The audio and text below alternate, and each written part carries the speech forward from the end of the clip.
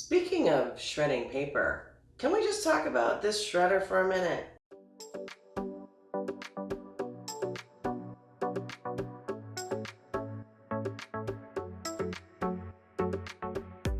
What's up, beautiful people? Welcome back to Krystal TV, where today we are talking about my new paper shredder. So I recently got an upgrade from my old tiny personal mini paper shredder, which I killed in the last paper purge, to a brand new Bellows 6-page count shredder. I upgraded because I killed the last one. And I think this was such a good investment for less than 50 bucks. This one was a little bigger than my old one. My old was more of like a personal use shredder. I actually upgraded to this one, which was for home and small business use. And one of the things I like about it is that it can just straight up hold more paper. This one can do 6 sheets at a time. And apparently can also shred staples, which I discovered as I was looking up all the features when I was getting ready to make this video. Now, I've never shredded paper with staples in it. We're gonna try it today for this video, so we'll see how that goes. There goes our staple.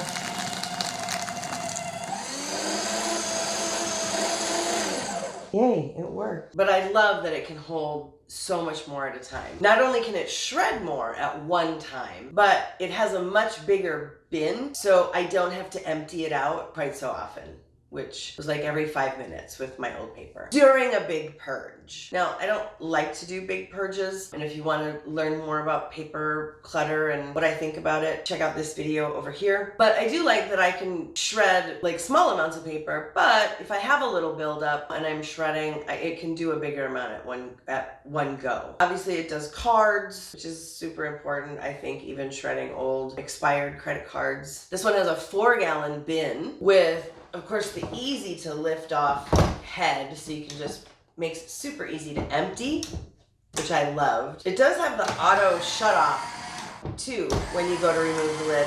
It's not super quiet, as you can hear, but it does automatically shut off the rollers when you go to lift it up, so you're not going to be in danger of accidentally cutting yourself, which I'm a fan of. The one thing I don't necessarily like about it is the 3-minute run. It does have on, which it will turn on and then only shred as you run a page through it.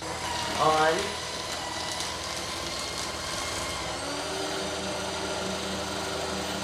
And then it'll go a little bit past it to make sure all the paper is clear, but then it will shut off. So it has that, but it also has the automatic run where it just goes continuously. And I like that feature when I'm doing a major paper shredding session, but it has a maximum of 3 minutes. And so if you go longer than 3 minutes, then it requires a 40-minute cool down, which is frustrating and a bit irritating to me. So I tend to not leave it on the run